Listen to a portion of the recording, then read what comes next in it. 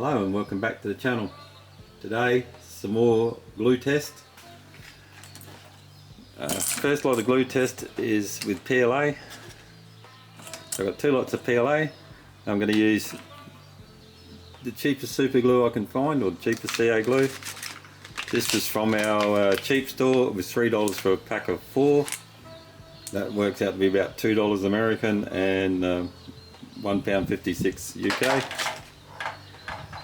I'm going to use Gorilla Gel Super Glue as a bit of a comparison between the other test I did. This Zap-RT rubber toughened super glue. I'm hearing from different modelers that this is very good. And also this JB Weld super glue. Now I'm going to do that twice. First one without kicker, and then the next one is going to be with kicker or activator, just to see if there's any increase in strength or loss of strength of joint using kicker. The other PLA test I'm going to do is mainly for WeldOn, for E6000. I'm reading on the forums that people are using E6000, so I'm going to do a test on that. So I've already started that one. This piece was glued on yesterday to give the E6000 an extra day to dry. Then I'll glue it on again today.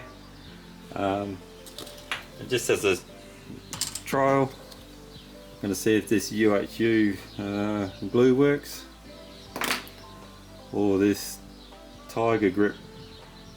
See what that's like.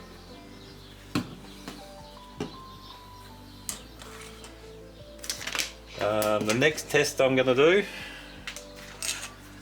so this is Polymaker lightweight PLA, so this is pre-foamed PLA that our modelers are using to build the print 3D planes with. So I'm going to use the JB, the Gorilla and the Zap, and I'm also going to, instead of the cheap super glue, I'm going to use this Zap Canopy glue, because on some of the forums and that around they say this is really good for the lightweight PLA. So I'm going to try that and give a strength test.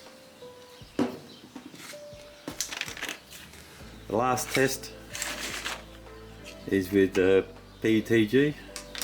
So I'm going to use the same super glues as I did with the PLA on one of them, and on the other strip same super glues, but I'm going to use this tricky stick on the PLA PETG. Apparently it aids adhesion and will make a stronger joint. So on previous tests super glue didn't work very good with PETG, so hopefully this will improve the joint strength. Okay, an additional test. This is Bamboo Lab PLA Basic. I'm going to use ABS in an acetone, so that makes a bit of a slurry because ABS is dissolved by acetone. And I've read on some of the Facebook groups and that people are using that to glue PLA together. As a test to see if acetone dissolves PLA, I've got white PLA in there and the PLA Plus, which is the pink coral colour stuff. It's been in there for about an hour, the same length of time as this. This has dissolved most of the ABS. This one's just taken the colour off of the PLA Plus. So the other glues I'm going to use, WeldOn 16, the Zap-RT, and the Gorilla Glue Gel.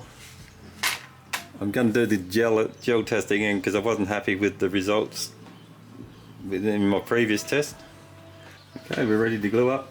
I forgot to mention that all the pieces I've milled flat at the bottom to get rid of any elephant feet or anything like that. So the bottom's flat, the base is flat, so we should get very good adhesion. First up, the cheap super glue.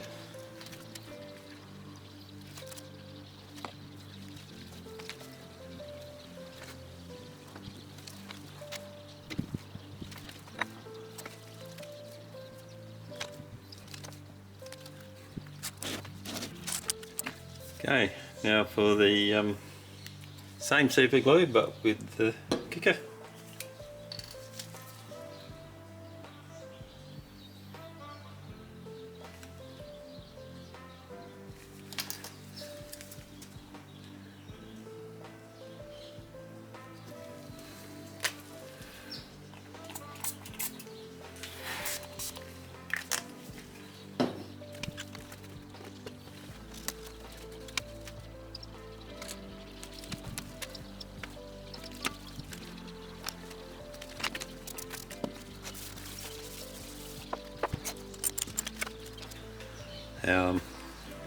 E6000.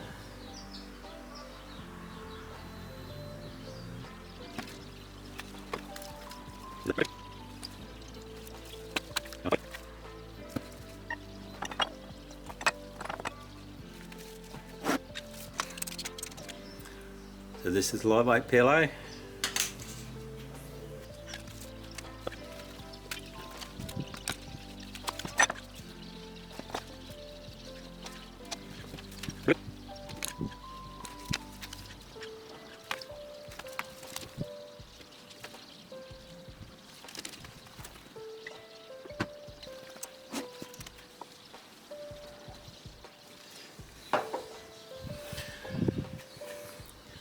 So this is the tricky stick.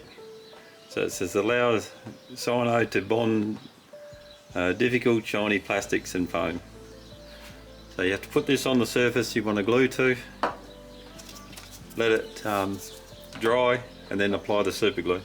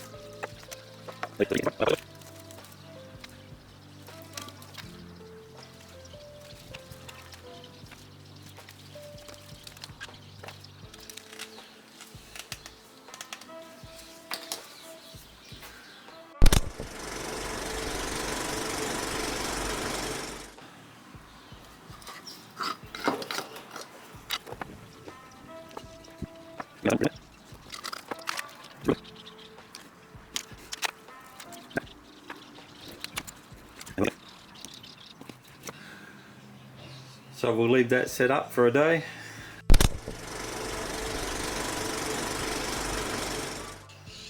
The arrangement is the same as with the other test. I've basically got a 10-litre bucket of water that I'm going to fill up, and when it breaks the piece off, I'll weigh that on a set of scales and write down how many kilograms it took to break. So let's get underway.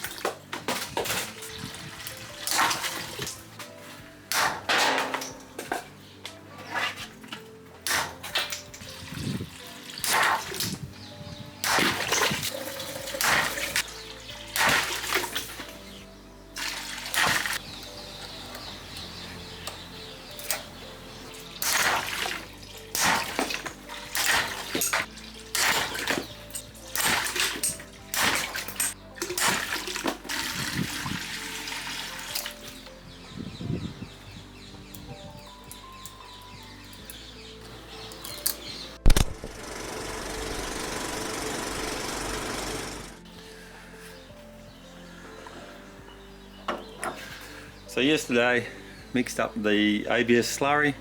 So this is acetone and ABS. The ABS has been completely dissolved in the acetone. It's just left a slurry behind. So it's up to 24 hours.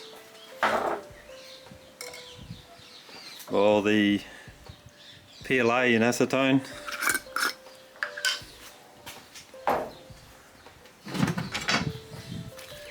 hasn't been dissolved.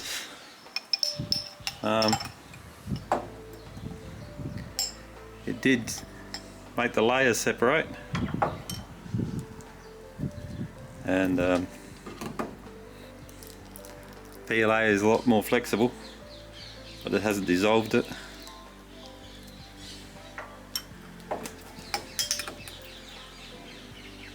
So this is just the white PLA. Made it brittle. Once again, hasn't dissolved it.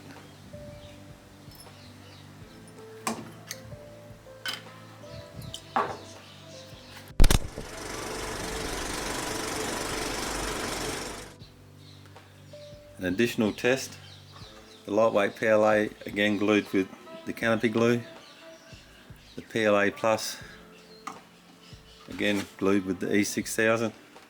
This time they've had 4 days to cure, so we'll do a strength test to see if there's any difference.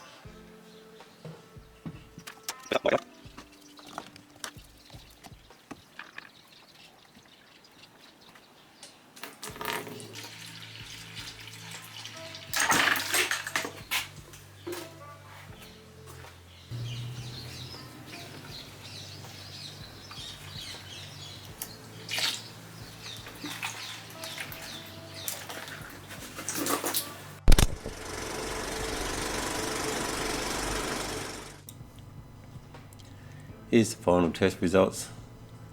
The previous test also used Gorilla Gel super glue.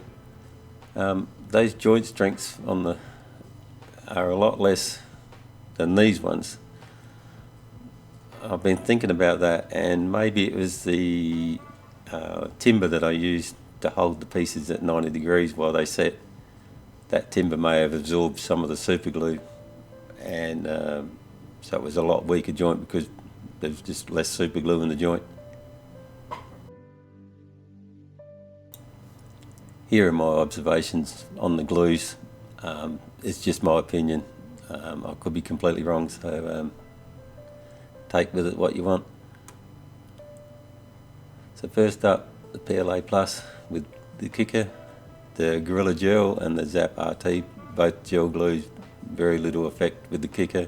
The good thing there, I think, is that the Kicker doesn't make for a weaker joint.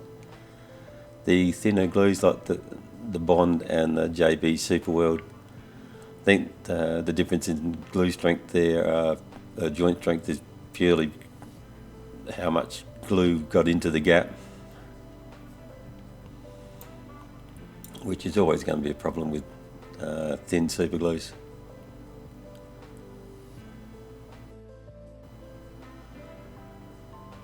Next up, PETG with or without a tricky stick. Same thing, the gel super glues, they appeared not to be too affected by the tricky stick, but the thinner glues, even though there is a discrepancy between the JB SuperWeld, I think generally the tricky stick will help fill any of those gaps, and the thinner super glues are going to bond better.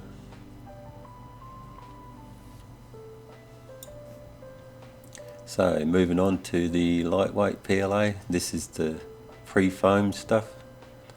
The Zap Canopy glue, which is looks a bit like a PVA glue, that obviously needs more than 1 day or 24 hours to cure.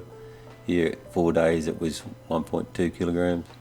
Still not a super strong joint, but I think considering lightweight PLA is not as strong as standard PLA, that would do for some applications. The super glues all work really well. So all of them have got double stars, which means part of the print failed as well as the joint.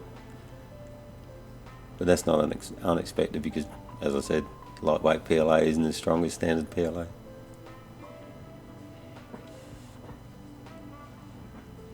So on to the PLA basic with the ABS dissolved in acetone. That created a reasonably strong joint. The WeldOn 16 also a strong joint, and the super glues perform well. As we've seen earlier, the acetone doesn't dissolve PLA, and I think the WeldOn 16, the solvent in WeldOn 16 doesn't dissolve the PLA. So these are all just acting as a glue or an adhesive. They're not a solvent, so they're not creating a solvent weld, which is a lot stronger than a standard adhesive.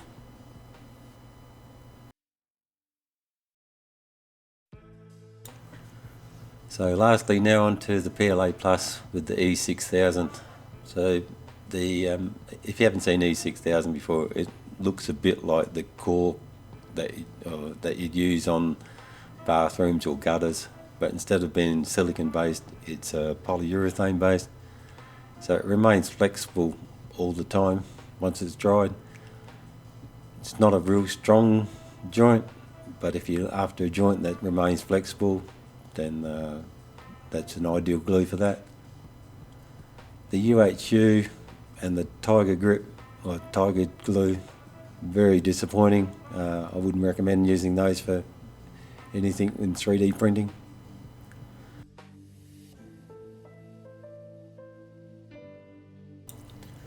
So that concludes this second glue test. I hope you found something useful, and it either confirms the glue that you're using now or the glues that you're thinking about using in your next project. So until next time, thank you for watching.